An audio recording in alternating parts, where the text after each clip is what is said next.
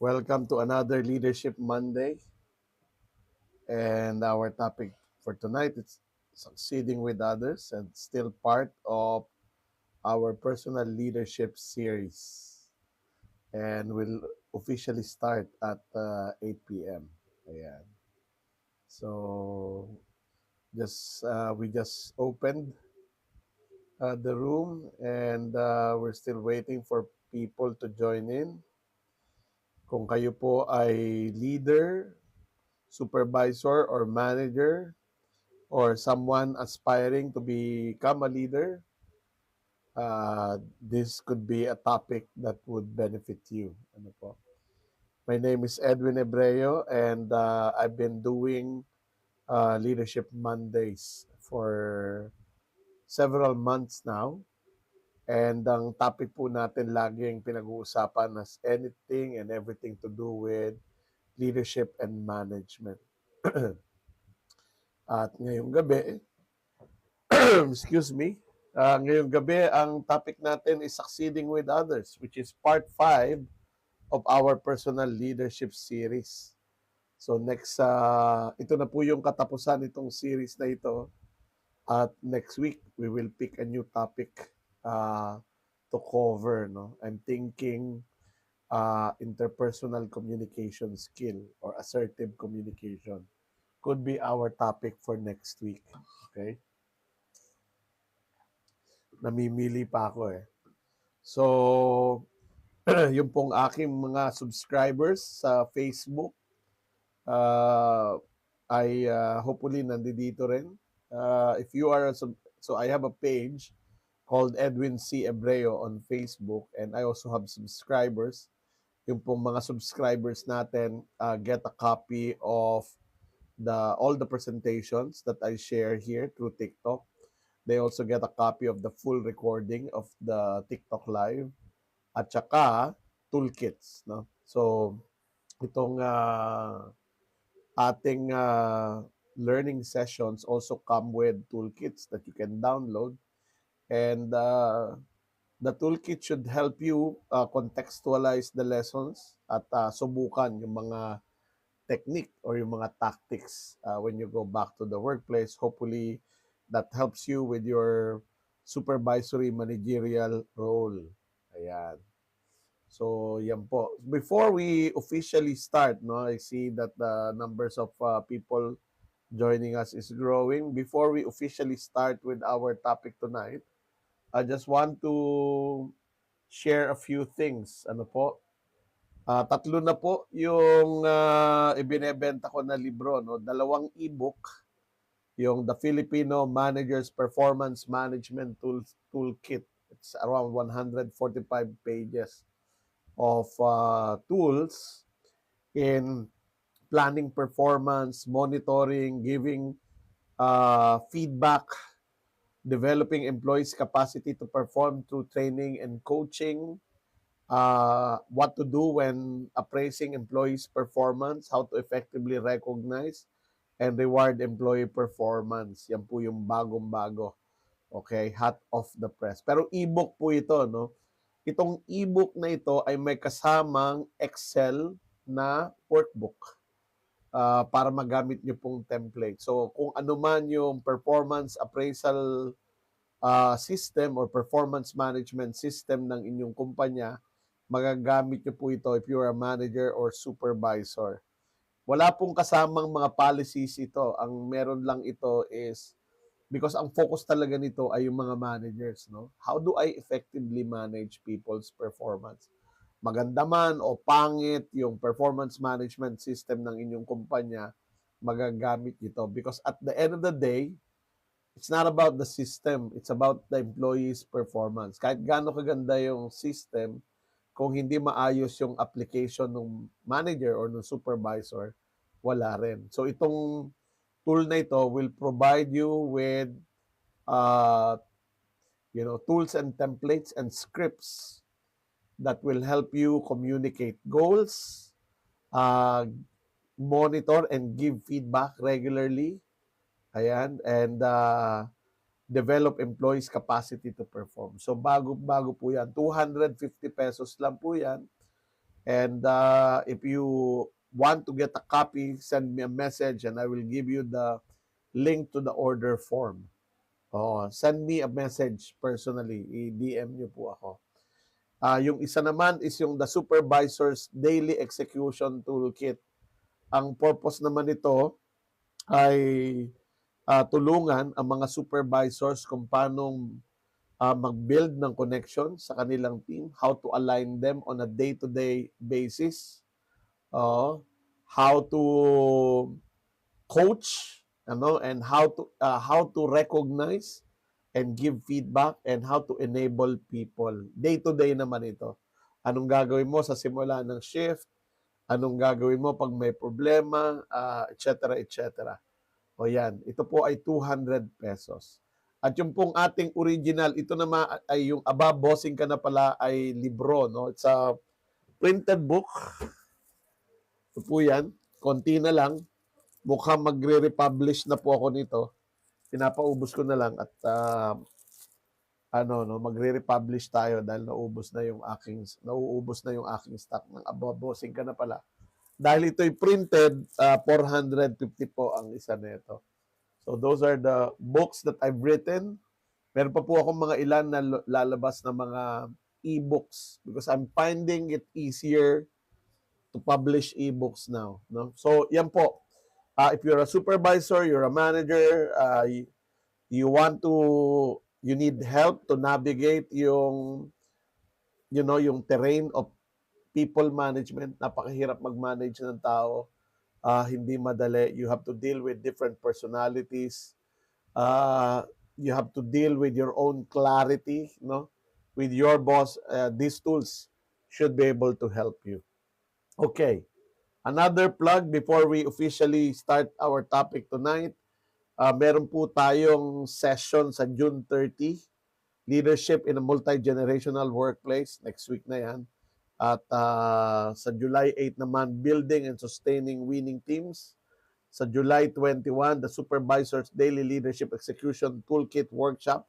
Pag umattend po kayo nito, libre na yung Supervisor's Toolkit. Hiring Managers Interviewing Skills Training sa August 4 at sa August 18, Creative Problem Solving and Decision Making. These are all online. Check my bio, yung link sa aking bio. Nandun po makikita niyo yung website where you can register yourself. Ayan. Those are all my announcements. Tonight, we're going to talk about succeeding with others. Okay? Si Harvey Coleman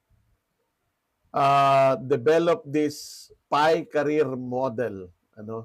Ang sabi ni Harvey Coleman, yun daw success mo sa iyong career ay influence, number 1, by your performance, number 2, by your image, and number 3, your exposure. No? Ngayon, anong ibig sabihin nun? Let's zoom in para makita ninyo kung ano ang ibig sabihin nito. No? Yung performance, 10% lang. No? So, kung magaling ka, mahusay ka, you deliver result, you do quality work, you're able to meet people's expectation, that should help you in your career. No? It should help you, siguro, ma-regularize ka, ma-promote ka sa trabaho, but it's only 10%, no, na basihan. Kaya pala, ang daming mga tao, and I see a lot of this in my comments, maraming mga tao nagrereklamo. Mahusay naman ako, ginalingan ko naman, pero hindi ako na-promote. No? Iba yung ipinromote, hindi ako.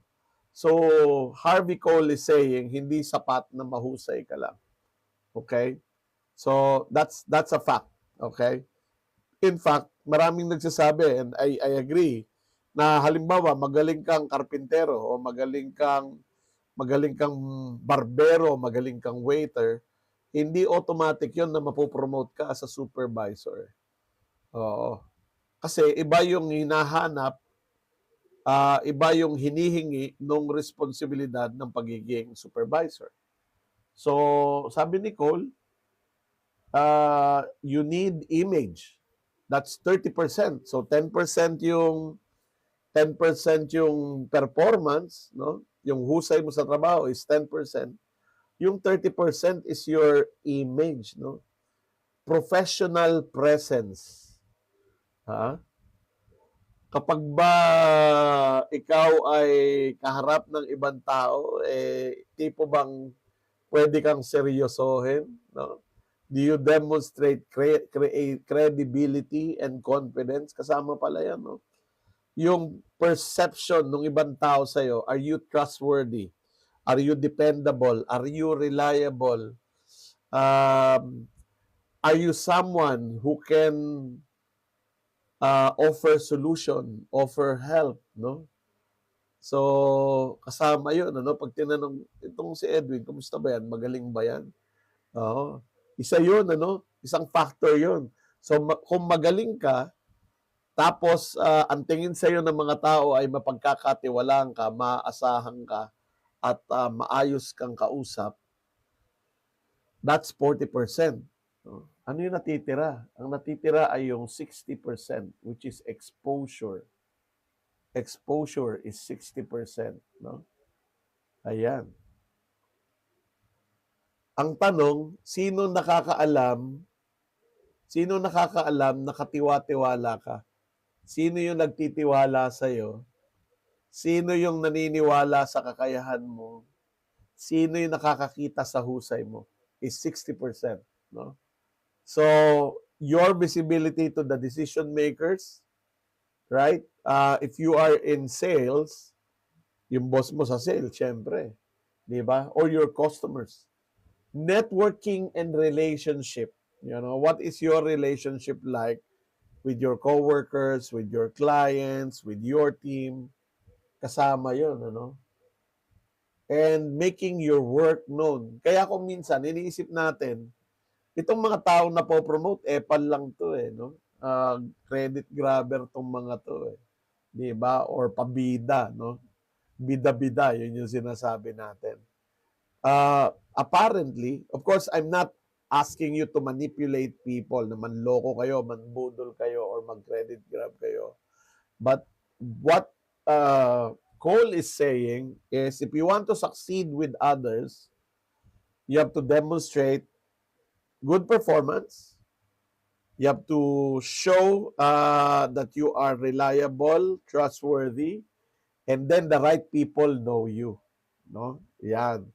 So doing a good job is essential, but career advancement also depends heavily on how you are perceived and who knows your work.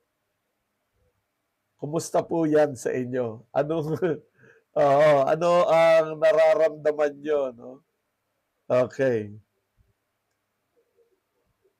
Hi, Sir Ed. See you tomorrow sa training. Ayan, sige. Kita tayo bukas. I will be there. Oo.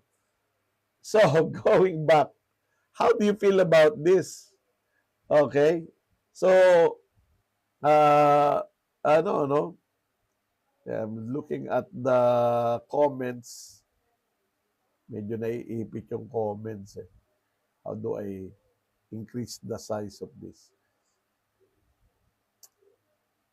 Okay, anyway. So, what is this telling us? It's telling us that it's not enough that you're good, you also have to build good relationship with people. Oo. Meron po akong YouTube. Makikita nyo po yung recording din ito sa YouTube. Medyo yung mas mahabang version na nyo dyan. So, huwag kang maging bitter kung hindi ka na po promote if all you can do is hard work. It's not enough. Okay? So, sino yung mga taong importante na makilala ka? 3 important work people. Sino? Una, syempre, your team. If you're a supervisor, you're a manager, your team or your teammates, no? Kung hindi ka pa leader, hindi ka pa supervisor, your teammates, no? Doon ka magbi-build ng iyong image at yun yung exposure na kailangan, kailangan mo. So your team, okay?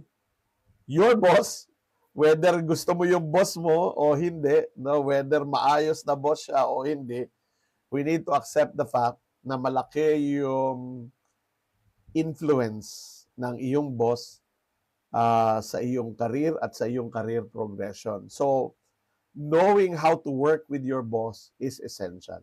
Okay? Huwag na natin pag-usapan kung maayos ba yung boss mo o hindi. Ang importante, I want to emphasize this, na you have to learn how to work with your boss. Oo. Okay? Hindi sip-sip ang sinasabi ko. Hindi ko sinasabing mag-sip-sip ka. Ang sinasabi ko, you have to learn how to collaborate, coordinate, and cooperate with your boss. No? So, yan yung isa. At yung pangatlo, your customers or your potential customers. Importante na alam ng mga kliyente mo, ng potential customers mo, kung sino ka at ano ang iyong kakayahan. Ano? So I'm just going to share a little bit of something here. So I'm doing this TikTok live. I shoot a lot of, I share my TikTok live. I put it into clips. Nilalagay ko siya sa Facebook, nilalagay ko siya sa YouTube. Aside from the fact that I conduct a lot of training, some of the people in this room are actually may participants in the training. May bumati na sa akin kanina na magkikita daw kami bukas sa training. And these videos of me trying to help budding leaders, no, at saka yung mga leaders na gustong i-improve yung sarili nila, is also helping me with my 30% and my 60%. It's helping me a lot. For the last several weeks, I've been meeting with clients who have seen my video and like what I'm saying, no? So personal branding is important. Hi sir, what if the image and exposure is okay, especially to higher management but hindi sa boss mo? Kaya nga ito your boss. You have to learn how to deal with the boss. How you have to learn to manage your relationship with your boss. If you cannot effectively manage your relationship with your boss at detrimental sa yung career, yung inyong relationship, and you don't have a way to fix that, isa lang po may papayo ko, maghanap ng ibang boss. Yan yung kailangan mong gawin. But if you have a way of fixing your relationship with your boss, earn your boss's trust and confidence, do it. Sir Ed, may chance bang maging successful manager ang isang introvert? Marami po akong kilala na mga introvert na mga leaders and managers who are actually better than extrovert managers. Yung introversion at saka extroversion is part of personality. No? So for example, I'm an extrovert. I gain energy when I talk to people. Ang introvert ay nag-expel ng energy. Mas may effort ang isang introvert na mag-communicate. Mas kailangan nila ng solitude para maka-generate sila ng energy. No? Pero, personality yon, hindi skill. Yung leadership ay skill. Matututunan mo yon. Ang kailangan mo lang matutunan is how to pace yourself. Kung paano mo didiskartehan yung pag-lead at pag-manage ng tao para hindi nauubos yung iyong social battery. No? So Mark, kung ikaw ay introvert, malaki yung chance mo na maging mahusay na manager because people who are introverted do a lot of introspection. And that is important in leadership and management. Okay? Gamitin mo yung strengths mo so that you can become a successful leader or manager. No? Since magkaiba kami ng mindset at wala siyang leadership and poor management, ayun lang. Mahirap talaga kapag yung boss mo ay kulang sa kakayahang mag-lead. So, ibig sabihin nun, may possibility rin na um, anong tawag dito? May possibility rin na yung quality ng kanyang decision ay hindi maganda, no?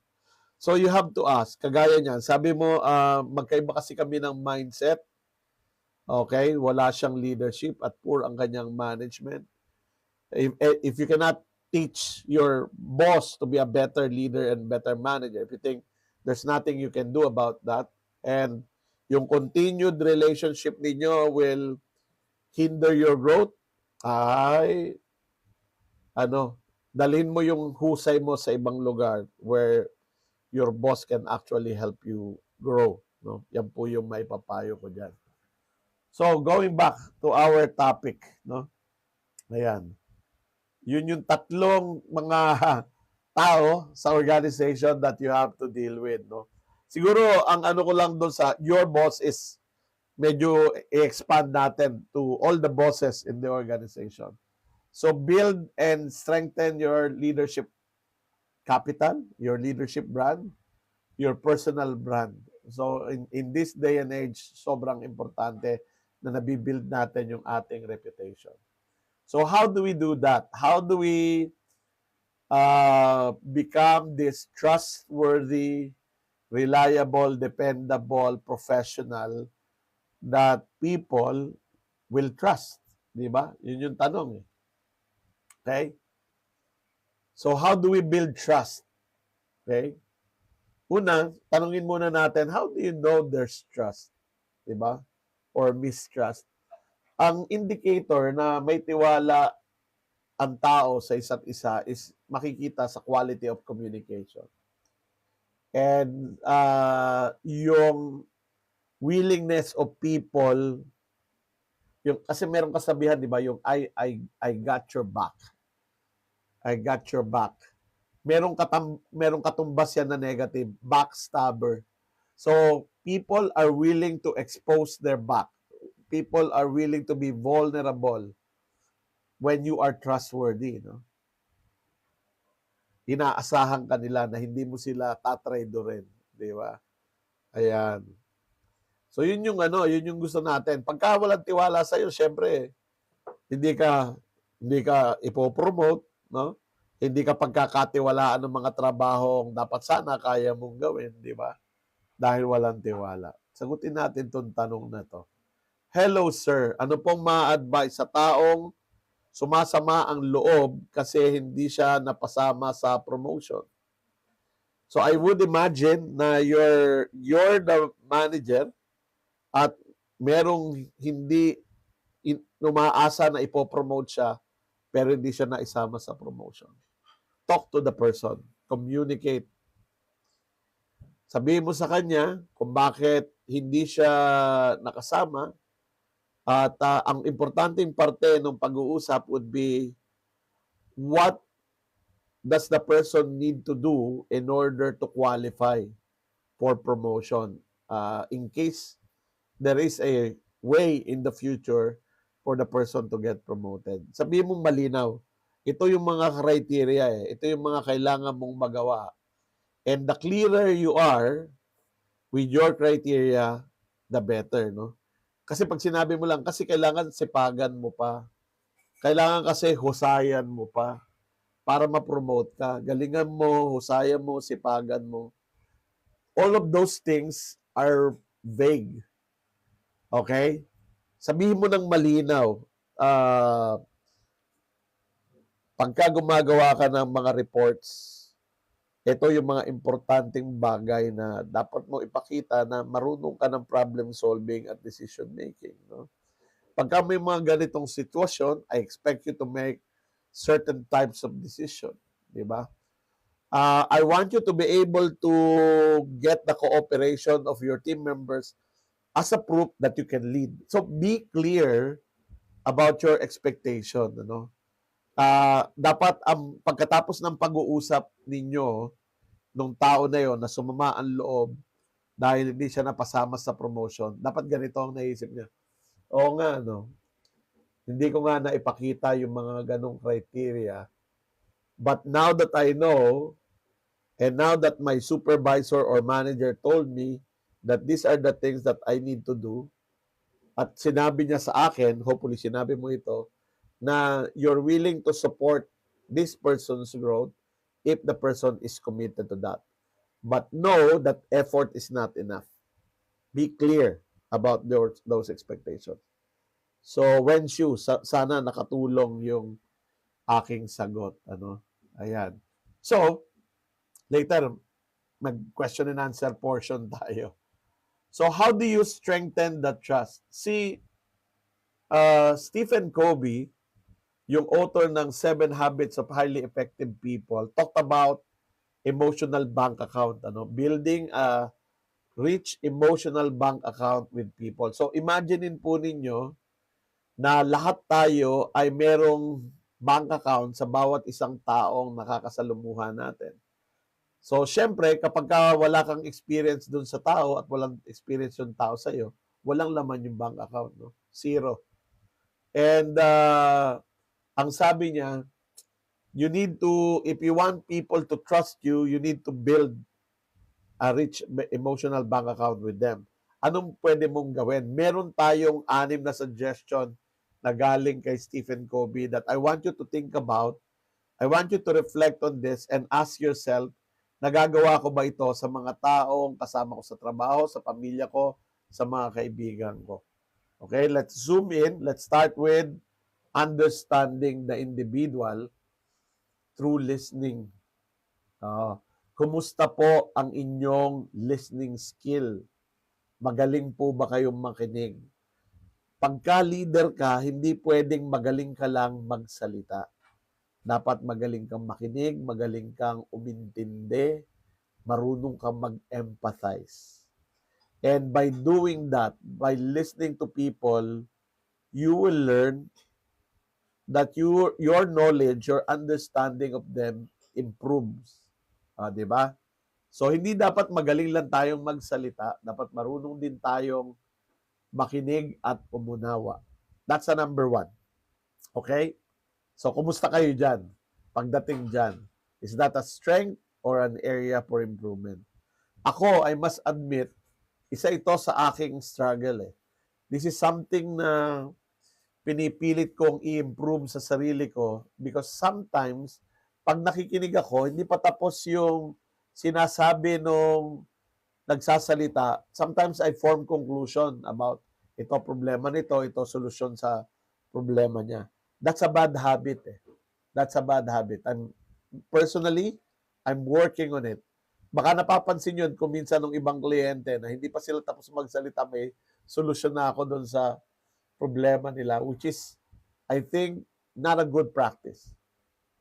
I continue to improve, try and improve myself in that area. And I invite you to do the same. Second is clarifying, clarifying expectation. May nag-comment dito. Hala, same din po. Anong ginawa ninyo to improve?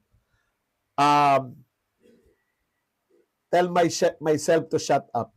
Kapag halimbawa, parang gusto ko nang pigilin yung magsasalita dahil gusto ko nang magsalita, I have to remind myself, shut up, hindi pa siya tapos magsalita, makinig ka muna. So you have to catch yourself. Try to catch yourself. No? Ako, sir, introvert leader. Masasabi ko, skill ko ito, ang makinig sa mga member ko. Congratulations. That is a very important skill. Listening skill is very important. The next currency in building trust is clarifying expectation. Ano to ha? If you are a leader, this is very important. I was running a workshop last week at matagal namin pinag-usapan ito eh. Isipin nyo to, kung kayo yung nagko-communicate, pag malinaw sa isip mo, kung malinaw sa isip mo yung expectation mo, malinaw. Ang ibig ba sabihin nun, malinaw na sa mga nakikinig sa'yo? Dapat naiintindihan nila to kasi malinaw ko naman pinaliwanag sa kanila. Malinaw in what sense? So, isang skill din po ito na kailangan nating i-develop yung how do we make sure that we are able to communicate our expectations clearly, right? And then on another hand, Isa rin itong importante, if you're a leader, is how do you know you understand the expectation of the people around you? Di ba? Habang pinakikinggan mo siya, naiintindihan mo ba kung ano yung mahalaga sa kanila? What they value? Oo, anong ini-expect nila sa'yo bilang isang leader? So that's the second. The first one is listening. The second one is being able to express yourself uh, in a way that clarifies your expectation. Pero ito lang po, no? Let me just do a disclaimer here. Kahit magaling kang magpaliwanag, hindi ibig sabihin nun maiintindihan ka agad. So you must have a system of finding out if you're clear. No? Ano yung mga pwede makatulong? Recap. Okay? So halimbawa, nagmi-meeting tayo. No? Sinasabi ko, team, ito yung mga expectation ko. Ha? Ito yung mga kailangan natin gawin. A, B, C, D. Dapat ganito, ganyan, ganyan. Okay. Let's recap. Ano-ano yung mga napagkasunduan natin? I want to hear from you just to make sure we're all on the same page. No? So pagka narinig mo sila magsalita, doon mo makikita, okay, naintindihan nila. Or, mukhang kailangan ko pang mag-explain kasi hindi pa nila naintindihan. So that's the second. Clarify expectation.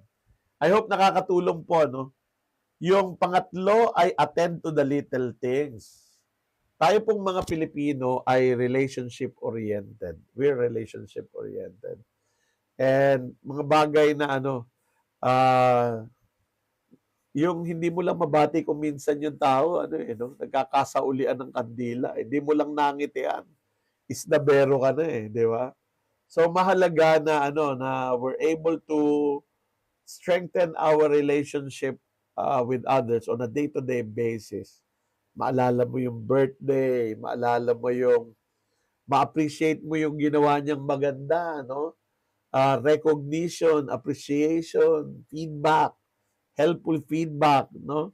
Yan yung mga pagka nahihirapan sila, you ask, no? Kumusta ka? Okay ka pa ba? Do you need help? Ito yung mga attending to the little things, no? Let's take a look at our number 4. What's our number 4? Keeping commitment. Siyempre naman, paano ka naman pagkakatiwalaan pagka hanggang pangako ka lang, di ba? Para kang politiko. Nangako na nga ako, gusto nyo, tuparin ko pa. Di ba?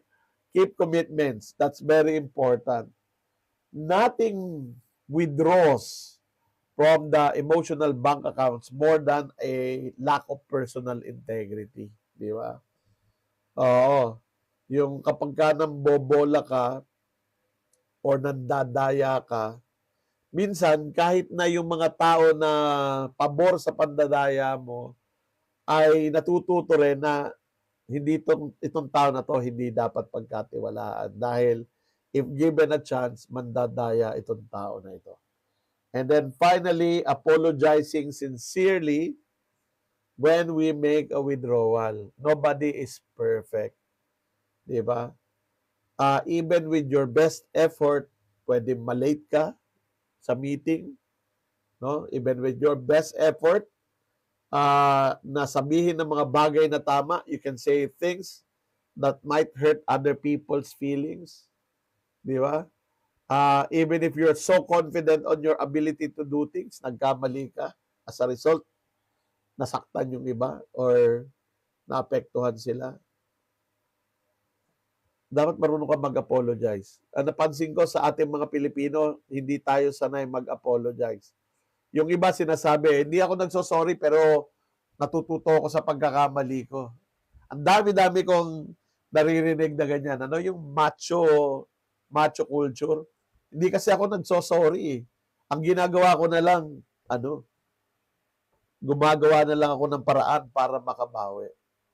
Pero kasi malaking bagay doon sa mga tao na short change natin, na argabyado natin, na nire-recognize natin yung ating pagkakamali.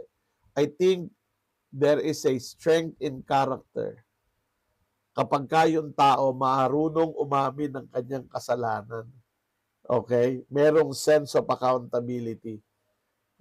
Hindi hindi kahinaan, hindi kabawasan sa ating pagkatao na marunong tayong mag-sorry. Oo. So, yung old thinking na kailangan firm ka, pag leader ka, hindi mo kailangan mag-sorry, pangatawanan mo yung decision mo kahit mali, ay sus, obsolete na po yun, luma na yun, wag na natin gawin yun. So those, folks, are the 6 things that you can do to invest a rich emotional bank account with people. So let me be a little bit more specific. You want to see examples. I'm gonna read through some examples. Understanding the individuals. Yung check deposits, X withdraws, no?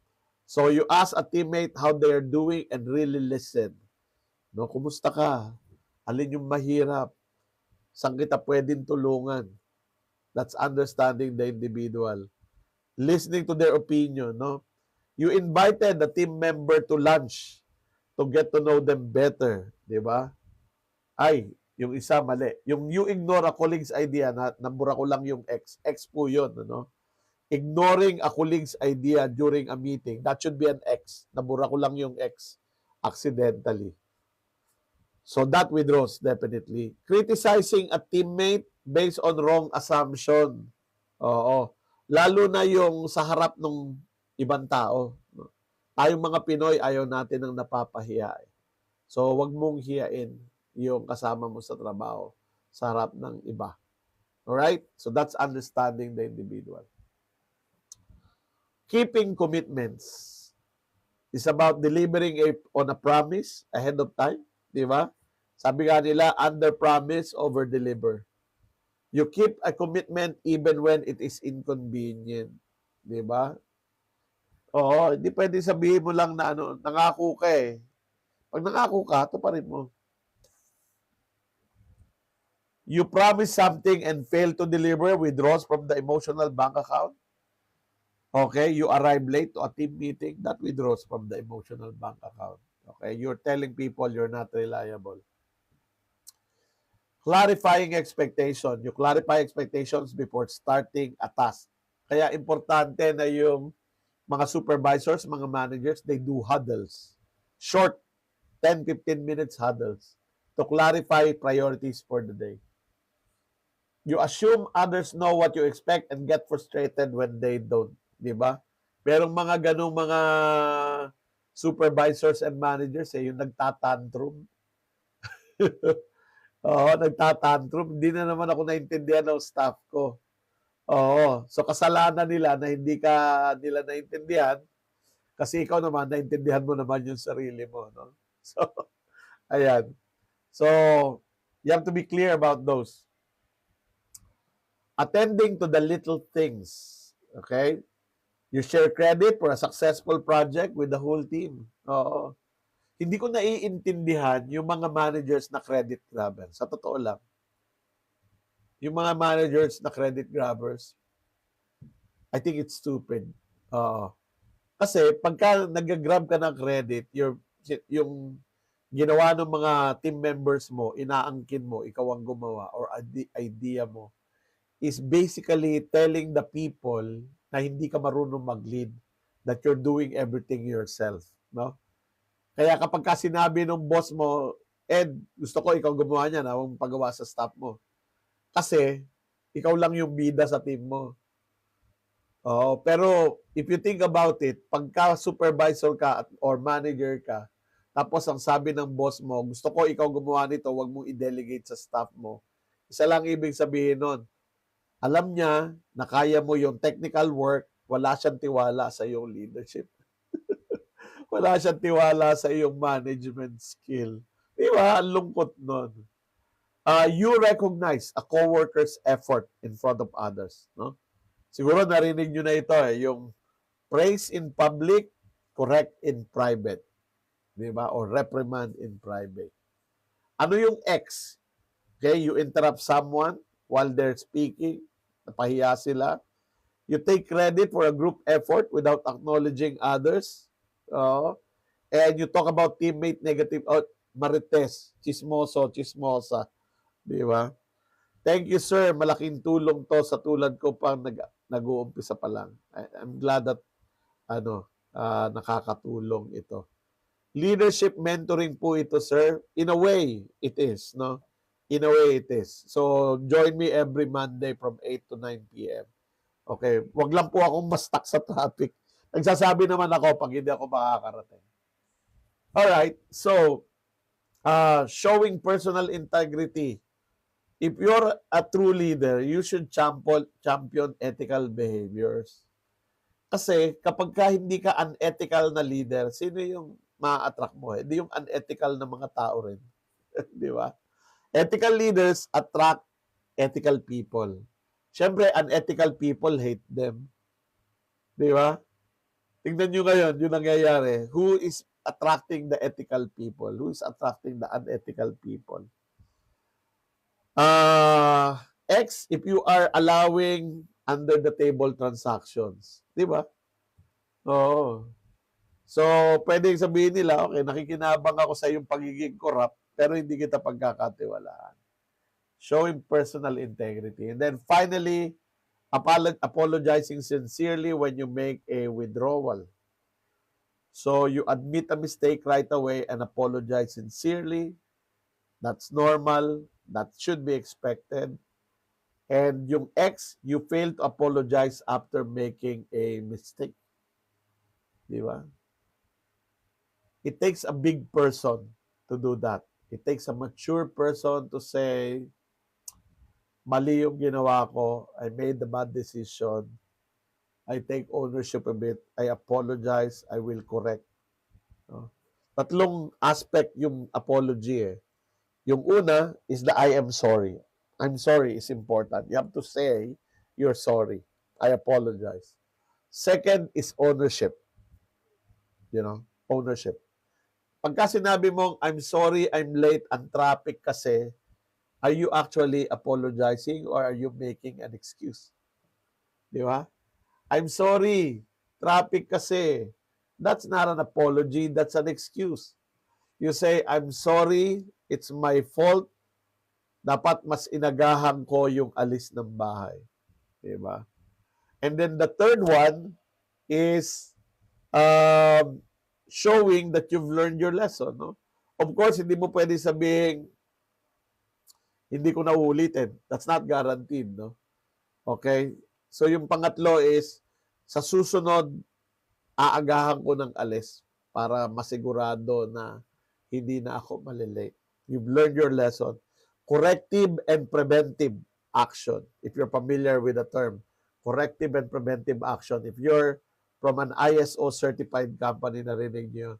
So when you apologize, yung dulo niya, corrective and preventive action. And if you can do this, much better. Paano ba ako babawi? Paano ba ako babawi sa'yo? No? So yun. Alright? So I hope nakatulong yung mga insights about maintaining a rich emotional bank account with people, whether that's your team members, your clients, your boss. Let's zero in on your teammates. Okay, matanong ko lang po, and please answer in the chat. What is your idea of a great team player? Ano yung ideal teammates ninyo? Can you type sa chat? Yes, I'm going to wait for a minute. I-type nyo po sa chat. Gawin nating interactive ng kaunti ito. Ano yung ideal teammate or ideal team player para sa inyo? I just want to see. So please comment. Okay, who works well with everybody? Maayos katrabaho? Okay, laliman po natin. Anong itsura nung maayos katrabaho? Reliable, yan. Values open communication. Minimal supervision, may kusa, no? May initiative. May empathy. Okay, pang-leader to who encourage us to be better or maybe inspire us to be better, accountable and honest, no? Ayan, no? So alam natin di ba? Ang tanong, ito yung tanong, tayo ba? Anong klaseng teammate ba tayo? Di ba? Kasi if that's what you're looking for in a teammate, it, you know, just proves that these are also the things that our coworkers are expecting from us. Ngayon, pwede mo sabihin, kaya ko naman gawin lahat yan, pero hindi ko yan gagawin kung yung mga kasama ko sa trabaho, hindi rin ganyan, di ba? Collectivist attitude yan eh. Yung sa EDSA, pagpapunta ka sa underpass, nagsisiksikan yung mga tao, ginagawang imbudo, no? And everybody knows it's wrong, no? Everybody knows it's wrong. What you should be doing is you should be following the traffic rules, no? Hindi ka dapat nagsuswerve, hindi ka dapat nanggigit. It's rude, it's unprofessional. Pero bakit natin ginagawa? Ginagawa din nila eh. Kung ginagawa nila, kung hindi sila sumusunod sa batas, it gives me the license na hindi rin sumunod sa batas. Yun yung problema natin. Okay? So, ang akin pong advice is do what you think is right even if others are not doing it. Do what you think is right because you believe in yourself. You believe in your ability to maintain your integrity and credibility. That is the true sign of leadership. So, according to Psychology Today, they did a survey at ito yung lumabas, no? Reliability follows through on commitment. Narinig natin yan kanina, reliable. Good work ethic shows consistent effort. Mahirap kasama sa trabaho yung masipag today, tamad bukas, di ba? Yung depende sa mood, yung quality ng trabaho. Ang hirap nun eh. Hindi mo maasahan. Positive attitude. Yan, avoids gossip and negativity. Nako, ang toxic kasama sa trabaho, no? Merong mga tao may problema para sa lahat ng solusyon. Masarap ka trabaho yung may solusyon sa lahat ng problema. Mahirap ka trabaho yung may problema sa lahat ng solusyon. Yun yung pessimistic, di ba? Ang pessimistic, antagonistic, lahat na ng tick. Okay? Okay. Hello sir. Good evening. Lagi ako nanonood ng mga videos mo and nakakatulong po yun sa akin.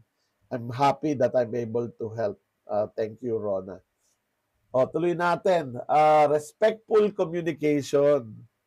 Okay? Speaks and listens with respect. Para sa akin, lilinawin ko lang po itong respeto.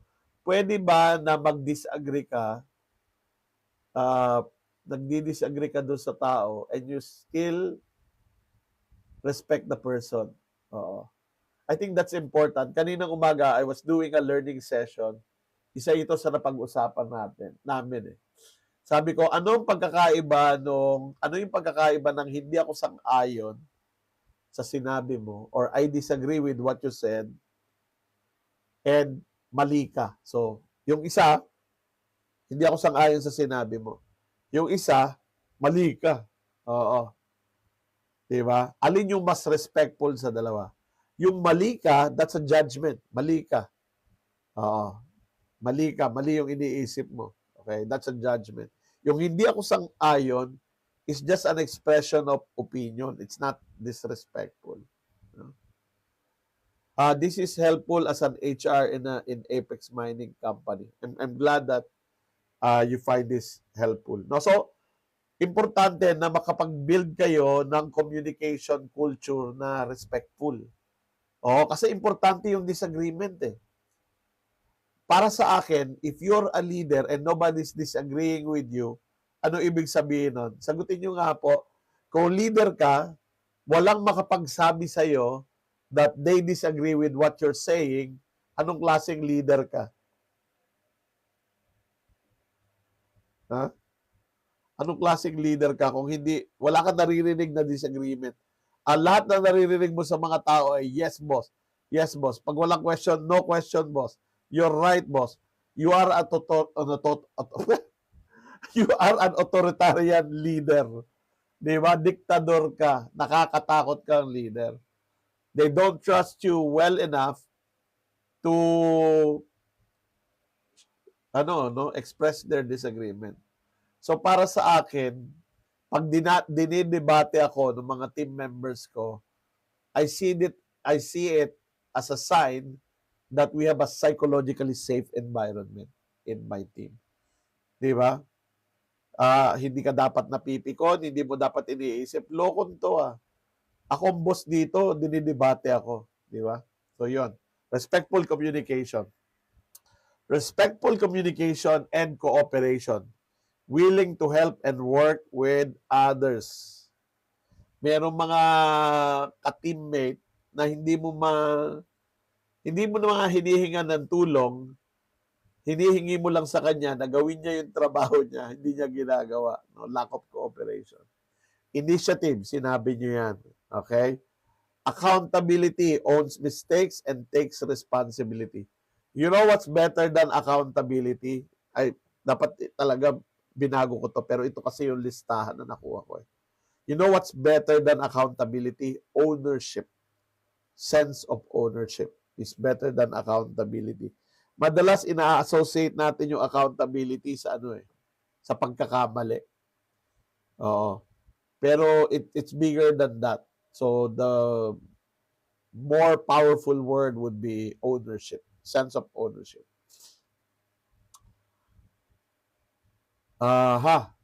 So sabi rito, yes po, baka pumapasok na lang sila para sa sweldo. Wala nang pakialam. Okay. Okay. I'm glad that what is your perspective on being assertive or assertiveness po? Bantayan nyo po sa Lunes, next week. That's our topic. Assertive communication. Minsan mali yung intindi ng mga tao sa assertiveness eh. Assertiveness is important. We need to learn to be assertive. We need to empower people to be assertive. Pero paano ba siya gawin?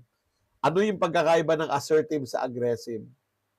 Kasi sa ating mga Pilipino, yung assertive, aggressive na. Hindi po. Linawin po natin yan. Balikan nyo ako sa Lunes, RK. Sasagutin natin na maayos yan. Next week, topic natin yung assertive communication. Openness to feedback. Siguro sobrang daming beses kung regular kayo sa aking live, you probably heard this so many times. Feedback is the breakfast of champions. Diba? So a teammate who listens to feedback improve themselves. Diba? So listens without defensiveness. Trustworthy. No? Trustworthy. Acts with integrity and keeps commitment. And then lastly, sobrang importante nito ngayon because the world is changing. The world of work is changing. We need to be adaptable. Adjust well to change and pressure. Ako sayang, dapat pala na-zoom ko, no? Too bad. Ayan, no? Pwede namang i-zoom eh. Sorry. Sabihan nyo po ako pag hindi nyo nakikita yung slide ko at i-zoom ko po. Yun yung mga kailangan nating i-develop. Last topic before we do the question and answer. Succeeding with your boss. So nasabi na natin kanina, no? Whether you like your boss, don't like your boss, the fact is you're connected. No? May advantage po ba ang gossiping? Kung ang inyo pong pag-gossip ay ganito, alam nyo yan si Ed, huwag nyo sasabihin sa kanya, baka sabihin nyo, ako nagsabi. Apakahusay niyan. Oo. Ang laki talaga ng tiwala ko dyan sa tao na yan. Oo. Very trustworthy. O ganon. Kung ganyan kayo mag-gossip, maganda. No?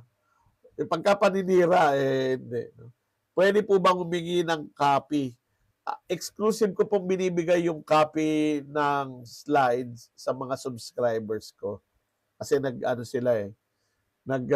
nagdo-donate sila sa akin ng 99 pesos kada buwan for all of this. No? May mga toolkits pa sila na natatanggap kung paano i-apply yung lesson plus yung recording ng video. Pero kung gusto nyo po yung kopya ng video, hanapin nyo po ako sa YouTube. Nandoon yung mga yung mga mahaba, yung mga full copies. No?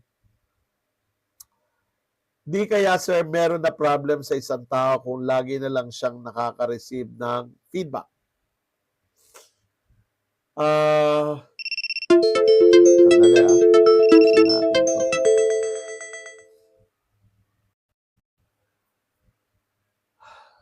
Importante ang feedback, eh. At kung masanay ang mga tao na regularly nagbibigay ng feedback, the work becomes uncomplicated. Oo. Ang pinag-usapan natin, feedback, hindi criticism, ha? Oo. Hanapin niyo lang po yung pangalan ko, Edwin Ebreo. Hanapin niyo yung Edwin Ebreo sa Facebook, hanapin niyo yung Edwin Ebreo sa YouTube, you'll find me. Ah, paano po mag-subscribe? Punta po kayo sa Facebook page ko, Edwin C. Ebreo. And i-follow niyo ako doon. Tapos, merong subscription doon. Kung hindi nyo mahanap, i-message nyo ako, bibigay ko sa inyo yung link. Okay. So, succeeding with your boss. Ano mga pwede mong gawin to succeed with your boss? Una, kilalanin mo yung boss mo. Sometimes, we put a very high expectation on the boss. No? Not normal naman yon kasi boss siya di ba? Boss siya, dapat mas magaling siya, mas matalino siya dapat mas magaling siyang umintindi. Boss siya di ba? Dapat hindi siya gumagawa ng maling desisyon kasi boss siya. But the reality is we're all human human beings. Paano po pag kilala mo na ang boss mo, sir? Okay, punta natin yan miyami ang konti Maganda yan. Minsan, akala natin, kilala natin yung tao kasi doon sa collection ng mga bad decisions at saka yung pinagtuunan natin ng pansin.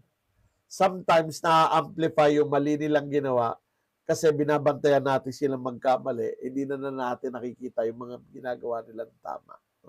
Hindi ko dinedepensa ng boss nyo hindi ko kilala yung boss nyo. Okay? What I'm trying to say is, nobody's perfect. Even a great boss will be imperfect. Okay? They'll make bad decisions once in a while. So know your boss. We'll deep dive into this in a little bit. Second, define the goals with your boss. Isa sa mga hindi napapagkasunduan yung hindi malinaw na goals. No? Ayan. Paano po pag nag-raise ng concern, bakit di po siya lagi kasama sa meeting related po sa inclusivity?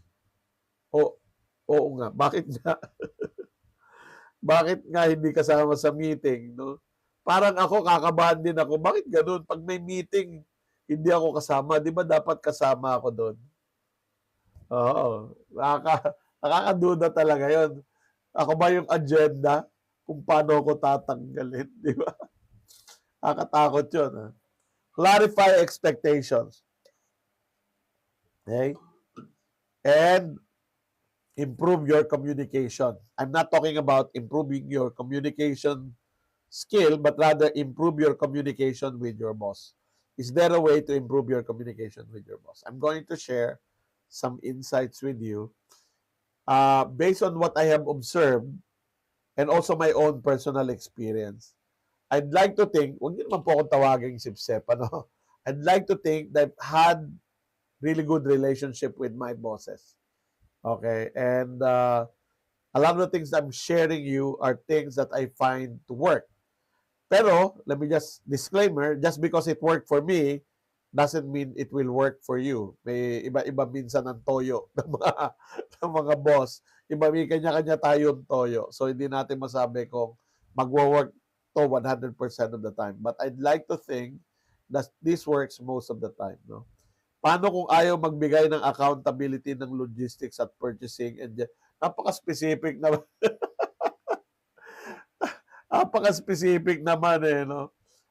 Paano kung ayaw magbigay ng accountability ng logistics at purchasing and general manager? Ang gano'n.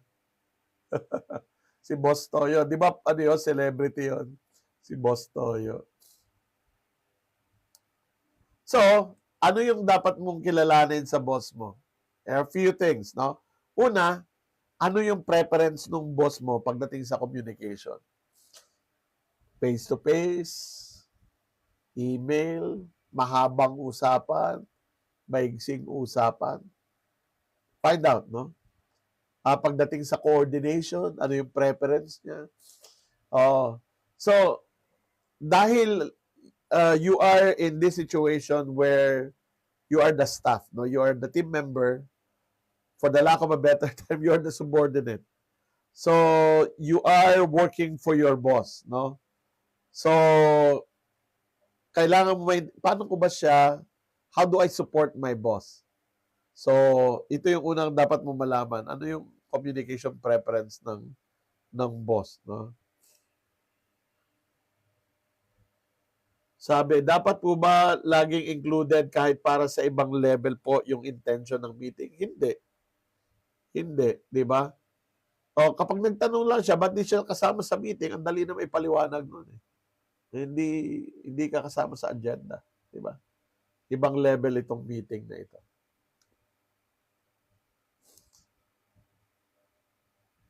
What are the values that this person brings to the workplace? Ano yung mahalaga? Know the value of your values of your boss. So you might be thinking, paano malalaman yun? Mahirap hulaan yun. Oo, hirap hulaan. Ito gagawin mo. Pupunta mo yung boss mo, sir or ma'am, no? Galing ako doon sa TikTok live ni Ed. Ang sabi ni Ed, para daw maging maayos yung pagtatrabaho ko under your leadership, I need to know what's important to you. What are the things that you value? Pwede bang sabihin mo sa akin kung ano yung mga bagay na pinapahalagahan mo, ano yung mga non-negotiable sa'yo, para alam ko kung paano ko i-deliver yung trabaho. Oo. Isang kalan yun na sabi, nanood ako nung session, ng learning session. Ang sabi sa akin, dapat alam ko kung ano yung importante. What are the values that my boss brings to the workplace, no?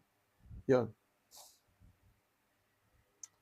Paano kung ang boss ayaw maglabas ng accountability ng other departments? Paano po ang gagawin? Medyo hindi po malinaw yung tanong eh. Baka gusto nyong habaan yung pagkakasulat ninyo para maintindihan ko, no? Anyway, meron pa akong slides na i-present. I-describe nyo mabuti yung concern. Let's see if I can answer. Ano po? Ano yung ayaw? Ano yung ayaw ng boss mo? Know what the pet peeves are. Sa akin, alam ng lahat. Sa team ko, alam ng lahat. Ayaw ko ng late. Ayoko ng late. Ayoko ng eksakto kung dumating. Pagka na-late ka, nakasimangot ako, alam mo kung bakit, no? So, yun. It has to be clear, no? Alam ng mga team members ko na hanggang saan yung kanilang decision-making authority. And then if they don't make a decision, I get frustrated. Yan. Thank you, sir. Subscribe na lang po ako sa inyo. Palobat na po ako. Malapit na rin tayong matapos. Is he or she a big picture or detail-oriented type of boss? May mga boss na may tendency mag-micromanage. I know a few people, mga kaibigan ko, na magaling naman sila, pero mahilig sila yung madetalye. Gawin mo, dapat ganito pagkakagawa, ganyan. Ako ayoko yun. Ayoko yun eh. Big picture ako, big picture. Ito yung gusto kong maging outcome. Bibigyan kita ng a lot of LB room kung paano mo gagawin. Iba-iba yung style eh. Di ba? Iba-iba yung style. So, know the style of your boss. Define the goals. Okay? Ano yung shared goals natin? Boss, anong importante? Anong importante today? Anong importante next month? Okay? O this month, anong importante this month? Anong priority natin? Okay? Anong roadmap? How do you want us to achieve this? And ikaw din, tingnan mo, know your own values and assess alignment. Kaya kung minsan nagkakaroon ng sigalot, yung manager at saka yung employee, hindi aligned yung kanilang values sa isa't isa. Oo. Yun yung problema. Kasi, mahirap ayusin yung misalignment ng values. Kaya nga, sa job interviews, sinasabi ko rin ito na as you share information about yourself during the interview, alamin mo rin kung ano yung, as you share your values, you also try to find out ano yung values ng kumpanya, anong values ng may-ari, nung magiging boss mo, align ba kayo? Kasi kung hindi kayo align, medyo it's hard to work together, no? Pagka ganun. So clarify expectations, no? Understand your boss expectation, share yours, manage expectations immediately. Ano yung kaya, hindi kaya. Don't say yes if you want to say no. Oo. Establish norms. How do we work together? What is our way of working? Ito yung mga tanong na tinatanong ko sa magiging boss ko kapag magsisimula ako sa trabaho. And I ask all my bosses this. How do you want, what is the limit of my decision-making authority? Hanggang saan ako pwede mag-decide? Pagka meron akong disagreement sa gusto mong mangyari, how do you want me to say it? Do you want me to keep it to myself or do you want to hear it? Yan. Yung mga ganun, ano? Pagka may problema, how do you want me to raise the issue? Kasi merong mga boss, gusto nila, bago ka pumunta sa kanila, may recommendation ka na. Meron namang mga boss, ang gusto, pag may problema, kahit wala pang solusyon, sabihin na agad sa kanya at saka kayo mag-solve together. No? So, yun yung mga pwede nyong gawin. Yun yung tinatawag nating norms. Ano po? Ayan. Don't say yes if you mean no. Okay? So, yun yung mga clarify expectations.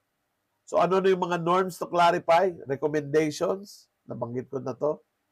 Coordination, how to coordinate, how to make decisions, escalations, how do you escalate problems, disagreements, friendship. Pwede ba kayong, may mga boss na friendly, may mga boss na hindi. Di ba? Ako, I prefer friendship. May mga boss ayaw ng friends. Di tayo friends, co-workers lang tayo. So, know the limits of the boss. Mentoring. Mentor ba yung boss mo?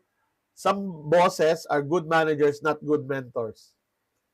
So, kung good manager sila, that's great. Look for a mentor somewhere else. Hindi naman kailangan yung boss mo yung mentor mo. Okay? So, yan. Yay! Ito yung naging coverage natin for, let me just highlight, ano. Ito po yung naging coverage natin. Nagsimula tayo. So, 5-part series po ito. If you want to see the entire series, go to my YouTube. Okay? Nagsimula tayo sa clarifying self-awareness, strengthen self-management, growth mindset, and focusing your energy on what matters. That was last week. And then, this week, practicing social awareness and relationship skills. Whew!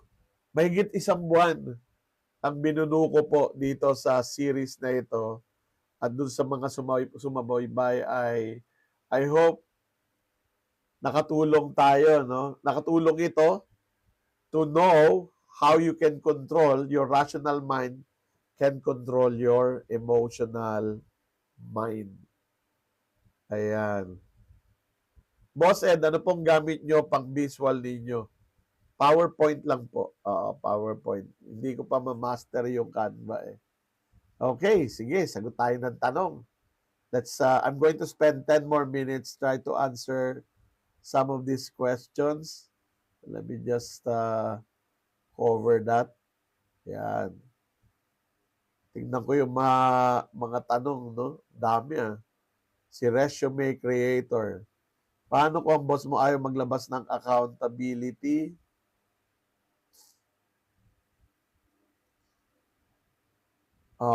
Hindi malinaw yung tanong mo, Resume Creator. Sorry. Okay. What if po kahit ilang beses na sabihin ang do's and don'ts, ayaw pa din sumunod ng mga members? Okay. You have to use your management authority. If the do's and don'ts are important at yung hindi pagsunod ay tantamount to insubordination, binigyan nyo ng warning, pinagsabihan ninyo, hindi pa rin sinunod, NTE, Notice to Explain, Disciplinary Action. Kasi ganito po yan. Pag naglabas kayo ng mga rules at hindi sinunod ng mga tao and you don't act on it, it becomes the culture. You know what I'm saying?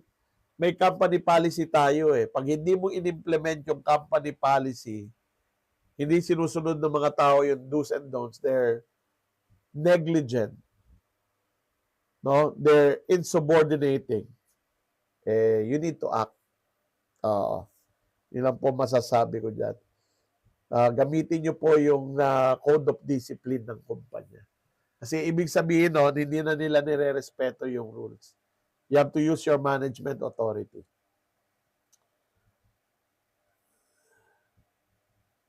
Hi po, ask ko sana sir, nag-resign ako November 27, 2024. Tapos, nakalagayan doon, putol. Ayaw ko rin po ng late, early on time. On time equals late, yes. Pareho tayo ng prinsipyo pagdating sa punctuality. Paano po ayaw maglabas ng GM accountability ng purchasing at logistics about pagkakamali ng delivery?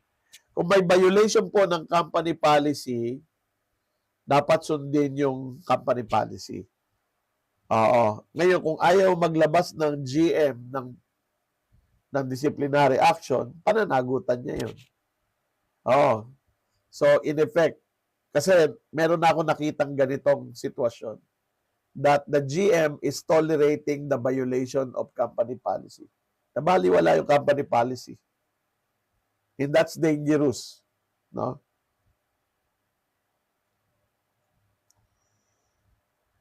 Nag-resign ako noong November 27, 2024. Magre-resign ako sa December 21, 2025. Okay. Tapos nag-last day ako ng December 13, 2025. Okay. Di ko na-inform ang boss ko na December 14 to 21 na ako makakapasok. So, ano ang tanong? Okay.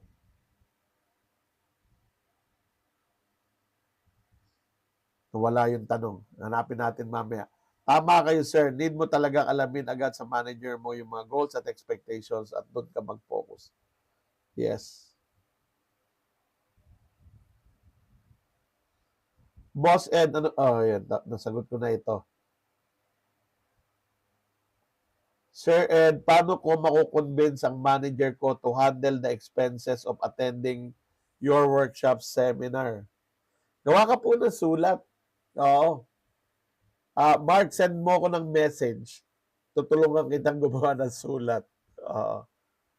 Kasi ano yun eh, saan ba makakatulong yun? Di ba? Makakatulong yun sa quality ng work mo eh. At saka ang liit lang nun, no? Magkano lang yung training. So, madali lang yun. Supposedly, madaling i-justify kung open-minded yung boss mo, no? Pero, okay, let me just say this to everyone. Importante na nag-i-invest kayo sa inyong development kasi whatever you learn,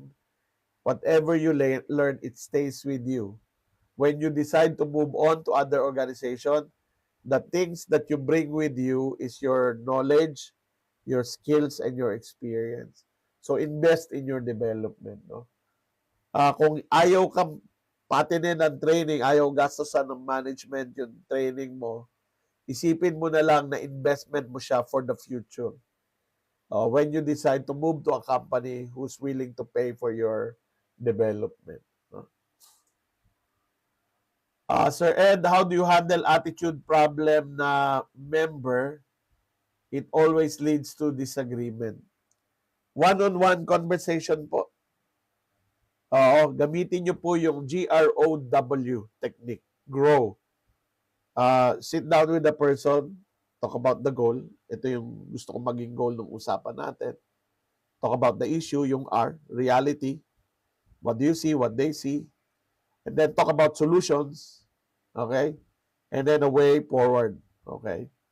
So sabihin mo sa kanya, usap tayo kasi gusto ko mabawasan yung ating disagreements.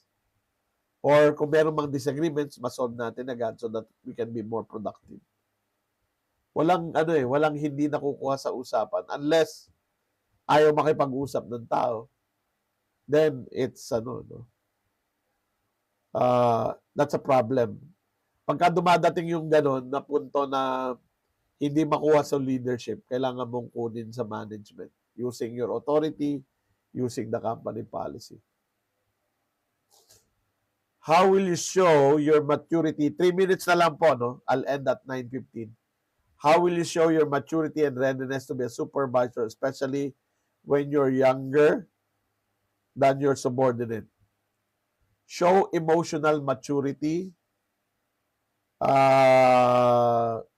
show confidence, at saka show respect. Marami po akong video tungkol doon sa ako yung supervisor, mas maraming experience, mas maraming mahusay doon sa aking team. Technically, okay, how do I handle it? Marami po akong video niyan. Hanapin niyo po sa channel ko. Paano kung wala ding action ng HR manager sa company policy? Ay di wala. Anong gagawin natin doon? Di mo na pwede i-demanda yung kumpanya for that. If you feel na yung values mo ay nababiolate because people are not committed to their role, they're not committed to the company policy, pag-isipan mo kung gusto mo pa bang magtrabaho doon sa kumpanya na yun. No? Sir Ed, pahingi po ng sample letter about training and development. I-message nyo po ako. I-message nyo ako. I'll try to answer it. Baka hindi agad tonight or tomorrow kasi may training ako, but I'll do my best to answer as soon as I can. I-follow nyo lang po ako and send me a message. Paano po if may threat po ang staff ko kapag di sang-ayon minsan sa gusto ko, lalo na sa sked? Anong klaseng threat? Is it a physical threat? Anong klaseng threat? Threat na magre-resign? Mahirap po yung naho-hostage tayo, no? Oo, mahirap yun. Kung physical threat yung binibigay niya, ipablatter ninyo. Oo. Kung threat na magre-resign siya o aalis siya, kailangan tubuan tayo ng backbone, at huwag tayo matakot sa ganun threat. No? Susumbong sa admin. Kung nasa tamang lugar po kayo, hindi kayo dapat matakot dun sa threat. So, bakit tayo natatakot dun sa threat? Baka wala tayo sa lugar, di ba? Kung nasa lugar tayo, hindi tayo dapat matakot. Paano i-feel mo nawawala ang boundaries ng team members sa'yo? Sit down with your team and clarify boundaries. Di ba? Oo. Clarify it. Sa akin kasi, lalo na sa akin, with my team, if I may share myself as an example, dahil nakikipag-alaskahan ako sa mga team members ko, and I expect them to, banter with me,